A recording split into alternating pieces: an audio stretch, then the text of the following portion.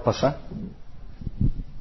Vamos falar de mais 3 homens importantíssimos. Hoje nós vamos falar de um monte de líderes da igreja, porque realmente o quarto século é impressionante em termos... Eu não sei o que Deus queria, mas ele levantou um monte de líderes eclesiásticos e teólogos no quarto século. Isso é claro e evidente. Vamos falar de Ambrósio, Jerônimo e Crisóstomo. Eu só queria então mostrar isso para vocês. Eu estou insistindo muito nisso, mas eu queria que vocês visualizassem. O Atanásio morreu em 373, final do quarto século. Quando ele morreu, os 3 capadócios estavam na faixa dos 40 anos. Todos eles. Eles tinham mais ou menos a mesma idade. O Ambrósio, o Crisóstomo e o Jerônimo estavam na faixa dos 30. E havia um jovem no norte da África, com 19 anos, quando o Atanásio morreu, que é o grande gigante Agostinho. Então vocês vejam o peso do quarto século para a teologia, para a igreja, para a história da igreja. É realmente impressionante o número de grandes homens ali, todos vivendo juntos, na mesma época.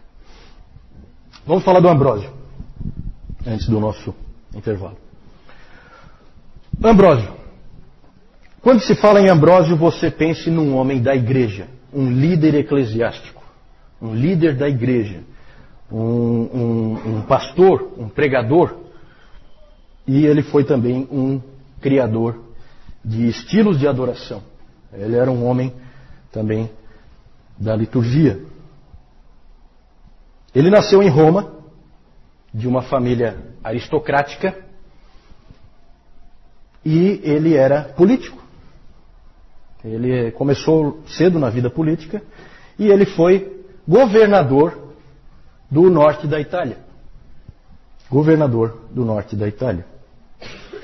Era considerado bom governador, muito competente. E ele era cristão, mas aquele cristão não dos mais dedicados, né? O foco dele era a vida política, a vida como governador lá no norte da Itália. O problema é que a igreja em Milão, onde era a sede do governo, a igreja em Milão vivia um período de grande turbulência, por causa da briga de arianos com os ortodoxos. Uns puxavam para um lado, outros puxavam para o outro. E era bem a época aí, vocês vejam que ele viveu de 339 a 397, então é aquela época depois de Niceia em que o Atanásio está brigando pela verdade. E os arianos ali estavam então puxando para um lado e os ortodoxos para o outro lado. E no meio da confusão tinha que se escolher um novo bispo. E no dia da escolha do novo bispo, o governador Ambrósio estava no meio da multidão. Do povo ali, o povo que ia escolher o novo bispo. E os dois lados brigando, não se entendiam, e de repente, no meio da multidão, uma criança começa a gritar: Ambrósio para bispo! Ambrósio para bispo! Não sei se era cabo eleitoral dele, o que era. Mas uma criança começou a gritar Ambrósio para bispo. Nem ele, nem ninguém jamais tinha imaginado essa possibilidade. Ele era o governador. Mas ela soou interessante para muita gente. E de repente todos estavam gritando a mesma coisa. E aí ele ficou naquela situação de que ele não tinha como recusar. Foi a aclamação do povo. Só que tem um detalhe, ele não havia sido batizado ainda. Então, gente, olha só que interessante. Em 8 dias... ele foi batizado, ordenado e ordenado bispo. Em 8 dias ele foi batizado, né? Porque vocês lembram que o batismo era, nessa época ele era adiado, né? Então ele foi batizado, aí ele foi ordenado presbítero, e daí de presbítero já foi ordenado bispo. Em 8 dias. Com certeza é um recorde na história da igreja. É um recorde, impressionante. E o Ambrósio administrou muito bem os problemas que havia na igreja, e ele começou a defender a independência da igreja em relação ao Estado. que era um problema nessa época por causa do Teodósio. O Teodósio era terrível, ele interferia em tudo. Ele tornou o cristianismo a religião oficial e aí ele passou a achar que era o dono da igreja. E aí ele dava ordem para todo mundo. E o Ambrósio foi quem mais resistiu. Essa foi uma grande contribuição do Ambrósio, porque ele trouxe equilíbrio. Ele brigou com o Teodósio várias vezes, apesar dele ser o imperador. Então é um homem muito corajoso. Depois nós vamos ver ali a figura. O Ambrósio uma vez não deixou o Teodósio, que era o imperador, entrar na igreja em Milão, porque o Teodósio tinha massacrado umas pessoas lá em Tessalônica. Ele falou assim: você com essas mãos sujas de sangue não entra aqui. Então ele se pegava, sabe? É um homem de muita coragem, esse Ambrósio. Teve várias rusgas com o imperador. Não tinha medo e sempre lutou pela independência da igreja. Também era um excelente pregador. Aparece ali. Pregador fantástico. Um homem de retórica fora de série. Extremamente eloquente. Na verdade, depois nós vamos falar do Agostinho. Agostinho foi para Milão só para vê-lo. Só para vê-lo. Depois eu vou falar disso. Gente, então, grande pregador. E o mais interessante é que de todos os pais da igreja que nós vimos até agora, ninguém chegou tão perto até agora da doutrina da graça. Esse Ambrósio chegou muito perto de entender a doutrina da graça. E o Agostinho vai construir em cima disso, pode ter certeza. Tá? Quando vocês pensarem em Agostinho, pensem em Ambrósio também. Esses dois homens, eles têm uma ligação que Deus quis que eles tivessem. Tá? Nós vamos ver depois. Ambrósio lutou contra o neopaganismo, porque especialmente nos níveis mais elevados ali da sociedade romana, o paganismo estava voltando. Muita gente achava que o cristianismo tinha enfraquecido Roma, e que bom mesmo era na época dos deuses, e tinha muita gente querendo trazer de volta, e o Ambrósio lutou contra isso, também lutou contra o arianismo, que voltava toda hora pelo norte. Ele está muito perto dos bárbaros, tá? Esse Ambrósio. Porque ele está lá no norte da Itália. Então ali os bárbaros estão sempre por perto. Então eles vêm ali, mercadores e coisas, e eles trazem o arianismo deles de volta. E começa né? Então ele também lutou contra o arianismo, também foi um defensor da ortodoxia. Ele chegou muito perto da doutrina da graça. Vejam essa oração dele, em que ele diz assim: ó Deus, que olhaste para nós quando nós estávamos caídos na morte e resolveste nos resgatar pelo advento do teu Filho unigênito. Então já a ideia de morte espiritual, tudo coisas que haviam se perdido. Depois nós vamos falar mais sobre isso. Outro aspecto importantíssimo do Ambrósio é a liturgia. Ele organizou de uma maneira especial o culto, deu uma forma ao culto especial, com uma sequência litúrgica, e ele também foi um grande compositor de hinos. Ele deu muita ênfase à música, e inclusive Agostinho escreveu o seguinte: como eu chorei com o canto dos hinos da igreja. Quando Agostinho ia lá na igreja em Milão, e aí a igreja cantava os hinos que o Ambrósio compunha. E eu estava até procurando, eu estava olhando na internet, tem vários hinos que se canta hoje em dia ainda com letras do Ambrósio. Não aqui no Brasil, mas nos Estados Unidos. Você vai naquele Cyber Hymnal, que tem, é um site que tem na internet, que cataloga tudo que é hino. E lá você vê vários hinos com letras do Ambrósio. Né? Impressionante. Claro que daí traduzido para o inglês, né? Mas é aqueles hinos de antigamente, né? Muita teologia ali. O Ambrósio sempre achava que os hinos se prestavam tanto para a adoração como para o ensino. As pessoas, elas cantavam e elas aprendiam quando elas cantavam. Né? Ele achava isso muito importante. Ele, pastor que era, se preocupava com isso. E foi ele que ajudou Agostinho a chegar à fé. Vamos falar do Jerônimo, que é o próximo aí. Depois nós vamos voltar a falar do Ambrósio ainda, porque nós vamos falar do Agostinho, tá? E, como eu disse, Ambrósio e Agostinho estão ligados. Vamos falar do Jerônimo. Nasceu na Itália, também de família rica. E diferente de Ambrósio, você tem que pensar do Jerônimo não como um homem da igreja. Ele, na verdade, não é uma pessoa que gosta de pessoas, certo? Ele é um intelectual. Claramente um intelectual, um acadêmico, um teólogo. Esses indivíduos também têm o seu lugar na igreja e também contribuem para a igreja. Algum motivo Deus tem para levantar esse tipo de pessoa. Ele tinha uma biblioteca impressionante, uma das maiores bibliotecas individuais no seu tempo. Ele comprava e colecionava tudo que era livro, comprava todos os livros que ele podia comprar. Adorava ler o Cícero. Parece que todos eles gostavam de ler esse tal de Cícero, né? Acho que eu vou ter que ler esse tal de Cícero também. O Cícero quando se fala em Cícero, é filosofia, tá? Esse Cícero, ele escreve filosofia grega. E ele gostava muito de ler o Cícero, até tem uma história interessante, porque apesar do Clemente e do Orígenes, vocês lembram quando eles falaram sobre a filosofia grega, eles disseram que não tinha problema nenhum em você ler essas coisas, que é bom. Lembra que nós falamos sobre isso quando a gente falou de cristianismo e cultura? Mas o Jerônimo se sentia culpado quando ele lia o Cícero. Ele se sentia muito culpado e tal, porque aquilo não era um escrito pagão, na verdade. E então ele se sentia culpado. E uma noite ele teve um sonho em que ele foi colocado diante de Jesus Cristo.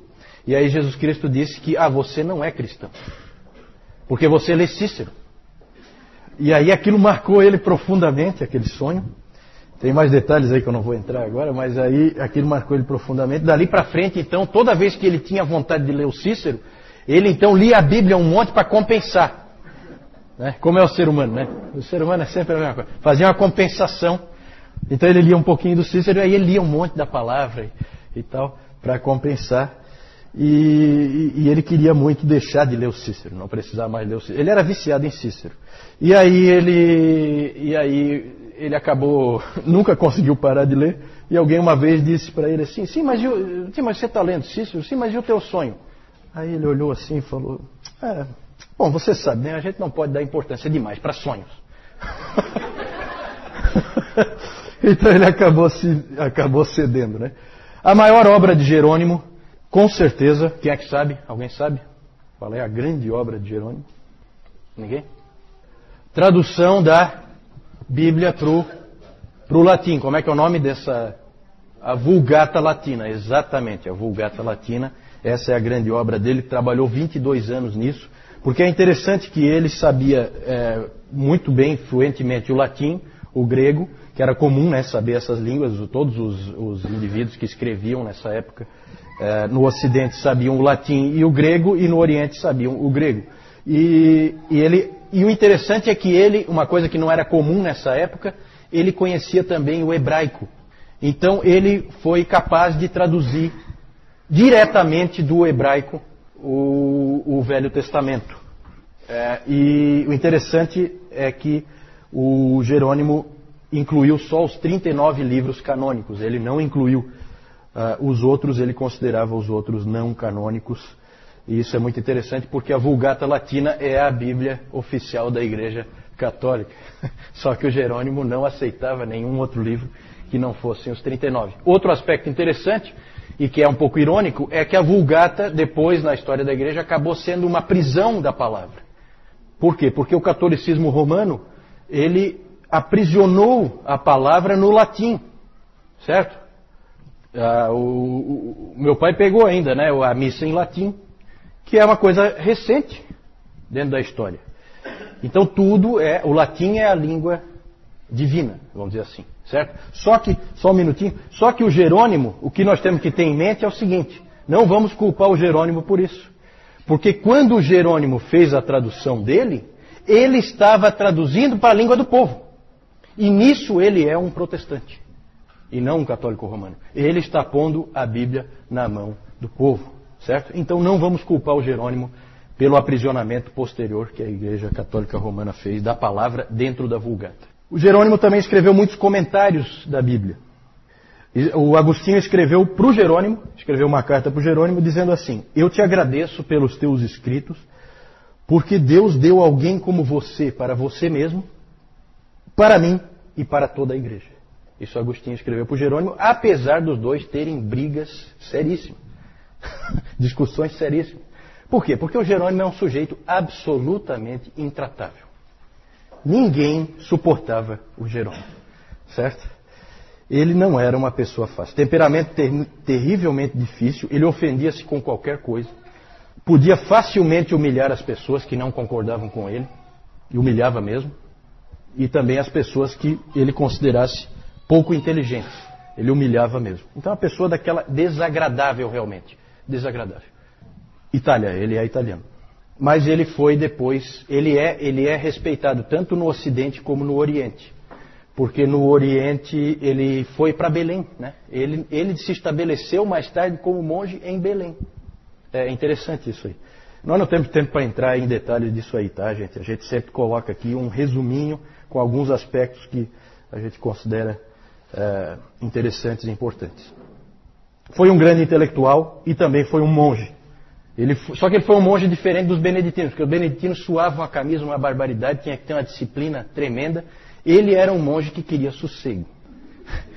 Então ele foi para Belém se isolar para poder escrever, para poder fazer o trabalho dele. Nada desse negócio de ter muito horário, que nem os beneditinos, e ficar trabalhando no pesado. Isso aí não era com ele, não. Tá? Como monge, ele começou a escrever cada vez mais sobre o celibato. Esse é um indivíduo importante na influência sobre o catolicismo romano quanto a caráter superior do celibato em relação ao casamento. Ele cada vez escreve... Bom, um indivíduo desse nem tinha condição de casar mesmo, né? Porque que é que ia casar com um sujeito desse?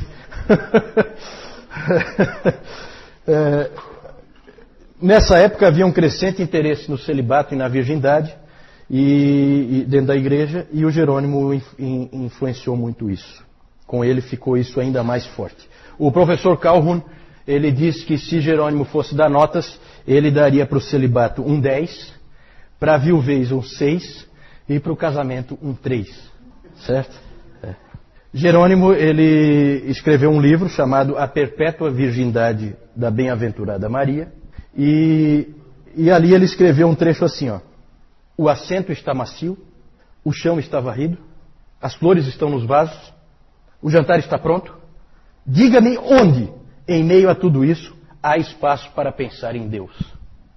Certo? Ele estava colocando os cuidados desse mundo, os cuidados típicos de uma família, como um empecilho à vida com Deus, à vida de comunhão com Deus. E isso aí ficou sem resposta, tá, gente? A resposta viria, mas só vem a resposta lá no tempo da Reforma com Lutero e Calvino, e, para usar um exemplo de dentro da própria Igreja Católica Romana, com o irmão Lourenço. Certo? Alguém já ouviu falar do irmão Lourenço? Irmão Lourenço, vamos falar dele mais para frente. Vamos adiante? Vamos falar do Crisóstomo. Crisóstomo, esse é importante principalmente no Oriente. Ele nasceu em Antioquia, que é no Oriente, e foi bispo de Constantinopla, que nós vimos que era a cidade mais importante nessa época.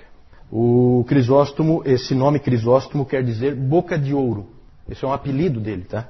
O nome dele, na verdade, é João. E ele recebeu esse nome boca de ouro porque era um maravilhoso pregador. Fantástico.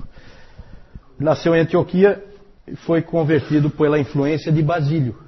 Então é interessante como aqui um influencia o outro, é interessante tudo isso. A mãe dele era cristã e viúva, e ela fez um trabalho excelente criando esse menino, esse rapaz, nos caminhos da fé. Libânios era um sujeito que era o maior retórico. Retórico é um indivíduo que ele é pago para falar. Libânios era o maior retórico do seu tempo. E o Libânios queria, por toda a lei, pegar o jovem para si, para trabalhar com ele, por causa da grande capacidade de oratória que o Crisóstomo tinha. A mãe dele que impediu, a Antusa, né, a mãe dele impediu que ele levasse o seu dom para longe do Senhor. Segurou ele para que ele trabalhasse para a igreja. Foi o Libânios que disse a famosa frase: que mulheres esses cristãos têm? Que mulheres esses cristãos têm? E realmente, na história da igreja, a gente vê que aquele famoso ditado é verdadeiro, né? Por trás de todo grande homem há sempre uma grande mulher. A não ser casos como o do Jerônimo, que daí atrás dele não tem ninguém, porque ninguém consegue ficar. Ninguém consegue, acho que nem a mãe dele aguentava ele. Certo? João Crisóstomo tornou-se um pregador e dos grandes. Ele tinha uma linguagem vívida, ilustrações marcantes e aplicações extremamente perscrutadoras. Era um excelente pregador. De todos os homens que nós vimos até agora, ele é o mais agradável e fácil de ler. Os escritos dele são os mais fáceis para você ler hoje. Eu li um trechinho de uma pregação interessante, porque ele pregava sequencialmente nos livros da Bíblia, certo? Como as igrejas reformadas fazem, e como a gente faz aqui, o Newton faz aqui, ele fazia assim também. Peguei um trecho lá de 1 Coríntios, bem interessante a pregação dele. O Charles Spurgeon ele admirava profundamente o Crisóstomo pela sua pregação, mas tem um outro lado. O Spurgeon ele ficava decepcionado, por um outro lado, com o Crisóstomo. Ele admirava pela pregação, mas por outro lado ele ficava decepcionado por encontrar tão pouco da graça nos ensinos de Crisóstomo, que era comum nessa época a doutrina da graça de Deus estar ofuscada e apagada. Há só indícios e nada mais. Mas ele é lembrado como um grande exegeta, o maior exegeta do seu tempo. Ou seja, um indivíduo que sabe explicar o sentido da palavra. Ele vai e explica a palavra com perfeição. Calvino achava que Crisóstomo era o supremo exegeta das Escrituras. Calvino admirava muito Agostinho, todo mundo sabe disso. E ele cita o Agostinho mais do que ninguém, ele cita Agostinho mais do que todos os outros juntos. Né? Mas ele se decepcionava profundamente com a exegese do Agostinho, que era realmente um desastre. Por quê? Por que o Agostinho errava na exegese? Porque ele era adepto da escola de Alexandria de interpretação da Bíblia, o Agostinho. E eu vou mostrar para vocês daqui a pouco uns exemplos da escola de Alexandria, vocês vão entender por quê. A escola de Alexandria sempre interpreta a Bíblia de maneira alegórica. Existe o sentido literal, mas eles consideram o sentido literal inferior, não tão importante. O mais importante é o sentido escondido, místico, nas Escrituras, certo? E o Agostinho foi um pouco atrás disso aí. A outra escola era a escola de Antioquia, que sempre pregou o sentido literal das Escrituras. E o Crisóstomo é da escola de Antioquia, certo? Então a gente, com certeza, nós nos sentiríamos muito mais confortáveis em Antioquia do que em Alexandria. Né? Nós hoje interpretamos a Bíblia o mais literal possível, certo? O que deixa todos impressionados é o seguinte: como é que pode o melhor exegeta não ser o melhor teólogo? Isso é um enigma que o próprio Calvino se questionava. Como é que pode o maior exegeta, o indivíduo que mais entendeu o que está escrito ali na palavra, não ser o maior teólogo? O maior teólogo é Agostinho. Como é que pode isso? Eu não sei, eu acho que ali Deus deve ter mostrado que nenhum homem se basta a si mesmo. A igreja precisa sempre de todos. Eu acho que é isso, né? E ninguém é perfeito. Ele foi também, esse Crisóstomo foi um grande pastor. Ele ainda não era pastor, ele ainda não era presbítero, e ele já escreveu um livro sobre o ser presbítero, né? Mesmo ele não sendo. E é um belo livro. O Calhoun diz que é um livro útil ainda hoje. E ele escreve que o pastor deve ter grande discrição e grande zelo. Deve ser uma pessoa discreta e extremamente zelosa. E o Crisóstomo diz que o ofício do pastor é duplo: povo e pregação. Você deve dar ênfase idêntica a essas duas coisas. A ênfase deve ser a mesma: cuidar das pessoas e cuidar da pregação. Certo? Aí então nós vemos aquele quadro ali, é o Ambrósio recusando a entrada do Teodósio. Não vai entrar na igreja de jeito nenhum. Certo? Esse é o quadro que está lá. Ali o Jerônimo, é interessante porque o Jerônimo, ele lá em Belém, ele acabou se associando com algumas freiras, e ele ensinava essas freiras, e com elas ele se deu muito bem. Que é uma coisa que surpreendeu todo mundo, porque ele não se dava bem com ninguém. Certo? E aqui o Crisóstomo, ele era realmente, bem assim como está retratado aí, ele era baixinho. É engraçado quantos grandes pregadores eram realmente tampinhas, né? O Dr. Lloyd Jones eu acho que era desse tamanho, assim, né? E é um pregador fantástico, segundo John Piper, o maior pregador do século XX. Gente, eu quero mostrar só para vocês a interpretação alegórica, tá? O grande destaque da interpretação alegórica é Orígenes, tá? Aquele que quando era bom era muito bom e quando era ruim era muito ruim, certo? E aqui eu quero mostrar para vocês uns exemplos. O Orígenes, ele dizia que a interpretação das Escrituras é em 3 níveis, que correspondem às 3 partes do ser humano. Tudo isso aí ele tirou da filosofia, tá? Da filosofia grega. platônica. Então o nível da carne é a interpretação literal e óbvia da Escritura. Então aquilo que você lê ali, a interpretação literal, corresponde à carne ou ao corpo humano, que é visível e evidente a todos que o veem. Esse tipo de interpretação é para os indoutos. O nível da alma, aqueles que já fizeram algum progresso na vida cristã começam a discernir sentidos mais além do óbvio. Tá? Isso aqui eu tirei de um artigo do Augusto Nicodemos, tá? É um artigo bem legal sobre a interpretação das Escrituras. Tem lá no Monergismo. E o nível do espírito, que é o máximo, né? A interpretação alegórica, própria dos que são espirituais. E é um desastre, vocês vão ver. É um desastre, né? Vamos ver então alguns exemplos de interpretação alegórica. Olha só, Rebeca vem tirar a água do poço e encontra os servos de Abraão. Gênesis 24. O que isso significa? Significa que diariamente devemos vir aos poços da Escritura para ali nos encontrarmos com Cristo. Era isso que o texto queria dizer, certo? Faraó mandando matar os meninos e preservando as meninas hebreias. Mata os meninos, mas não mata as meninas. Êxodo 1. Os meninos significam o espírito intelectual e sentidos racionais, enquanto que as meninas significam paixões carnais. Certo? É bem equilibrado, como vocês podem ver. E uma outra aqui dele, o sentido... Aí, ó, patrocínio do SEC. O sentido verdadeiro, alegórico da passagem sobre o divórcio, lá de Mateus 19, é a separação da alma do seu anjo da guarda. Por essa vocês não esperavam, hein? Vocês achavam que era sobre divórcio, né? E não era divórcio sim, mas do homem do seu anjo da guarda. Vejam que é desastroso esse tipo de interpretação e vocês vão encontrar material ruim do próprio Agostinho nessa linha, tá? Um que eu vi uma vez é da parábola do filho pródigo, que é um desastre, assim, a interpretação, tá? Mas é bem porque é aquela coisa, você aprendeu a interpretar assim, você acreditou que é assim que se interpreta. E aí então você vai por um caminho errado. Isso aqui é interessante chamar atenção porque, gente, ó, não basta ter a Bíblia. A Bíblia precisa ser interpretada. Dependendo de por onde você seguir, o caminho que você tomar, você vai errar tudo com a Bíblia na mão. Certo? Por isso que a gente precisa ser auxiliado pelos nossos irmãos, auxiliado pela igreja. Certo? Para a gente não errar tudo. A Adriana está colocando se essa ascensão não foi uma coisa meio arranjada, uma politicagem. Não, eu creio que não. Eu creio que foi espontâneo e foi aclamação, né, do povo. O povo queria ele como bispo.